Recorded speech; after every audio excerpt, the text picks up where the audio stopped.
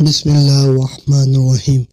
زینت کے خزانوں کو الماس کہتے ہیں، لگے طرب پانی کی تو اسے پیاس کہتے ہیں۔ یوں تو سب کی پیاس بجھاتا ہے دریا، جو دریا کی پیاس بجھائے اسے عمر بن خطاب کہتے ہیں۔ دریائے نیل خشک ہو چکا تھا، وہ دریائے نیل جس کا پانی ٹھاٹھے مارتا تھا اور مصر کے کھیتوں کو سیراب کرتا تھا، وہ دریا خشک ہو چکا تھا۔ مصر کے لوگ یہ دیکھ کر پریشان ہو گئے، ایسا پہلی بار نہیں ہوا تھا۔ ہر سال دریائے نیل خشک ہو جاتا تھا۔ مصر کے لوگوں کا کہنا تھا کہ دریائے نیل ہر سال انسانی قربانی مانگتا ہے، جب وہ یہ قربانی دے دیتے تو دریائے نیل پھر سے ٹھاٹھے مارنے لگتا، لوگ خوش ہو جاتے، ان کی کھیتیاں پھر سے لہلہانے لگتی۔ اب ایک بار پھر دریائے نیل خشک ہو چکا تھا، لوگوں کے چہرے پریشانی سے مرجھا گئے تھے۔ دریا اس بار پھر ان سے ایک انسان کی قربانی مانگ رہا تھا، وہ سب مجبور تھے۔ یہ ان دنوں کی بات ہے جب عمر بن العاص نے مصر فتح کیا تھا۔ مصر میں فوجیں موجود تھی۔ امیر المومنین حضرت عمر فاروق رضی اللہ تعالیٰ عنہ نے مصر میں حضرت عمر بن العاص کو گورنر مقرر کیا تھا، اور اس کے چند دن بعد ہی دریائے نیل خشک ہو گیا تھا۔ لوگوں کی پریشانی دیکھنے کے قابل تھی۔ لوگ دریائے نیل میں انسانی قربانی کی تیاریاں کرنے لگے۔ اب لوگ خوش تھے کہ دریا انسان کی قربانی کے بعد پھر سے بہنا شروع کر دے گا اور خوشحالی ہی خوشحالی ہوگی۔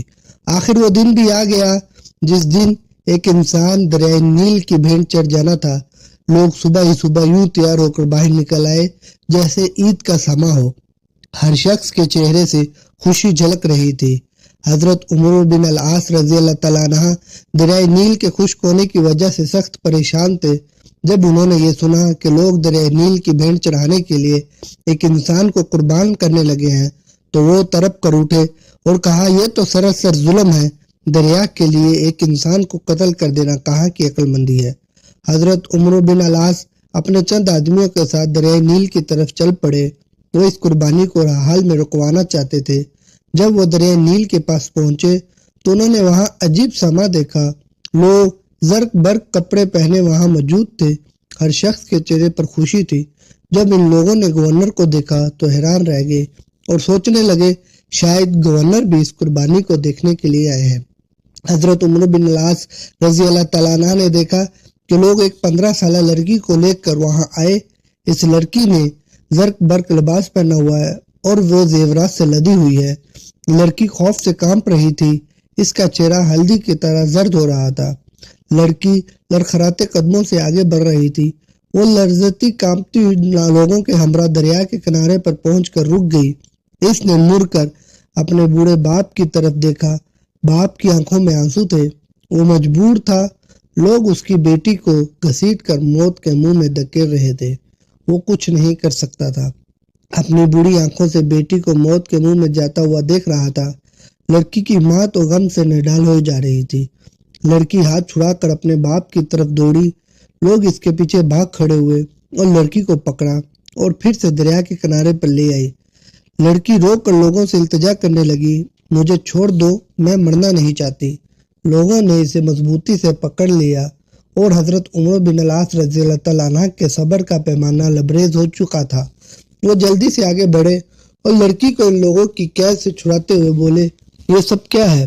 تم اس لڑکی کو کیوں ہلاک کرنا چاہتے ہو؟ وہ گورنر کی بات سن کر پریشان ہو گئے۔ لڑکی بھاگ کر اپنے باپ کے پاس چلی گئی۔ لڑکی کی ماں نے آگے بڑھ کر اسے اپنے ساتھ لپیٹ لیا۔ لڑکی سسکیاں لے کر رو رہی تھی اور ماں اسے چپ کرانے کی کوشش کرتے ہوئے خود بھی رو رہی تھی۔ لوگوں نے کہا، اے امیر، دریائے نیل خشک ہو چکا ہے، وہ ہر سال ایک انسان کی قربانی مانگتا ہے۔ یہ سن کر حضرت عمر بن العاص نے ناگواری سے لوگوں کی طرف دیکھا، پھر پوچھا، کیا ہر سال یہ دریا اس طرح خشک ہو جاتا ہے؟ لوگوں نے جواب دیا، ہاں، ہر سال دریائے نیل اسی طرح خشک ہو جاتا ہے، اور جب یہ خشک ہوتا ہے تو ہم ایک انسانی جان کی قربانی دیتے ہیں۔ اس کے ساتھ ہی دریا کا پانی بڑھنا شروع ہو جاتا ہے اور دیکھتے ہی دیکھتے دریا میں تغیانی آ جاتی ہے۔ حضرت عمر بن العاص نے کہا، یہ تو ظلم ہے۔ لوگوں نے کہا، اے امیر، ہم ہر سال چاند کی 11 تاریخ کو ایک نوجوان لڑکی کا انتخاب کر کر اس کے والدین کو رضامندی سے اس لڑکی کو زیورات اور خوبصورت لباس پہنا کر دریائے نیل کی بھینٹ چڑھا دیتے ہیں، پھر دریا کا پانی بڑھنے لگتا ہے۔ یہ سن کر حضرت عمر بن العاص رضی اللہ تعالیٰ عنہ نے کہا، اسلام ان باتوں کو پسند نہیں کرتا۔ تم ہر سال ایک انسان کو قتل کر کے دریا کی بھیڑ چڑھا دیتے ہو، یہ تو سراسر ظلم ہے۔ اسلام ان فضول باتوں کو مٹانے کے لیے آیا ہے۔ آئندہ تم ایسا نہیں کرو گے۔ یہ سن کر لوگ بولے، پھر تو دریا خشک رہے گا، ہماری کھیتیاں برباد ہو جائیں گی، ہم بھوک سے مر جائیں گے، ہمارے جانور ہلاک ہو جائیں گے۔ حضرت عمر بن العاص نے کہا، تم پریشان نہ ہو، ایسا کچھ نہیں ہوگا۔ حضرت عمر بن العاص رضی اللہ عنہ نے انہیں یہ رسم ادا کرنے کی اجازت نہ دی۔ اب لوگ بڑے پریشان ہوئے کہ اگر ایسا نہ کیا گیا تو ہر طرف خشک سالی ہو جائے گی اور ہم سب بھوک سے مر جائیں گے۔ ان کی سمجھ میں نہیں آ رہا تھا کہ وہ کیا کرے۔ ان میں اتنی جرت نہ تھی کہ وہ گورنر کے حکم کی عدولی کر سکے، اور وہ سب خاموشی سے سر جھکائے کھڑے ہو گئے۔ حضرت عمر بن العاص نے لڑکی کو اس کے ماں باپ کے ساتھ گھر بھجوا دیا تو لوگ بھی آہستہ آہستہ وہاں سے جانے لگے۔ چند دنوں تک دریائے نیل بالکل خشک ہو گیا، اس میں ایک بوند بھی پانی نہ آیا۔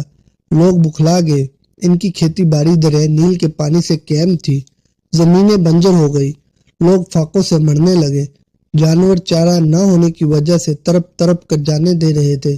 یہ دیکھ کر لوگوں نے مصر سے نکل کر دوسرے علاقوں کا رخ کیا، ہر طرف ویرانی ہی ویرانی تھی۔ حضرت عمر بن العاص رضی اللہ تعالیٰ عنہ نے جب دیکھا تو وہ بھی پریشان ہو گئے۔ آخر انہوں نے امیر المومنین حضرت عمر فاروق رضی اللہ تعالیٰ عنہ کو ایک خط لکھا اور اس میں ساری صورتحال واضح کر دی۔ امیر المومنین حضرت عمر فاروق رضی اللہ تعالیٰ عنہ نے جب یہ خط پڑھا تو آپ نے حضرت عمر بن العاص کو جواب میں لکھا، تم نے مصریوں کو بہت اچھا جواب دیا۔ اسلام ایسی باتوں کی اجازت نہیں دیتا، وہ ایسی فضول باتوں کو مٹانے کے لیے آیا ہے۔ میں اس خط کے ساتھ ایک رکا بھیج رہا ہوں، تم یہ رکا دریائے نیل میں ڈال دینا۔ جب حضرت عمر بن العاص رضی اللہ تعالیٰ عنہ کے پاس امیر المومنین حضرت عمر فاروق رضی اللہ تعالیٰ عنہ کا خط پہنچا تو انہوں نے خط کے بعد وہ رکا بھی پڑھا جو دریائے نیل میں ڈالنے کے لیے تھا۔ اس میں لکھا تھا، یہ خط اللہ کے بندے عمر بن خطاب کی طرف سے دریائے نیل کے نام ہے۔ اے دریا، اگر تو اللہ کے حکم سے بہتا ہے تو ہم بھی اللہ ہی سے تیری جاری ہونا مانگتے ہیں، اور تو اللہ کے حکم سے جاری ہو جا، اور اگر تو خود اپنی مرضی سے بہتا ہے اور اپنی ہی مرضی سے رک جاتا ہے تو پھر تیری کوئی پرواہ اور ضرورت نہیں ہے۔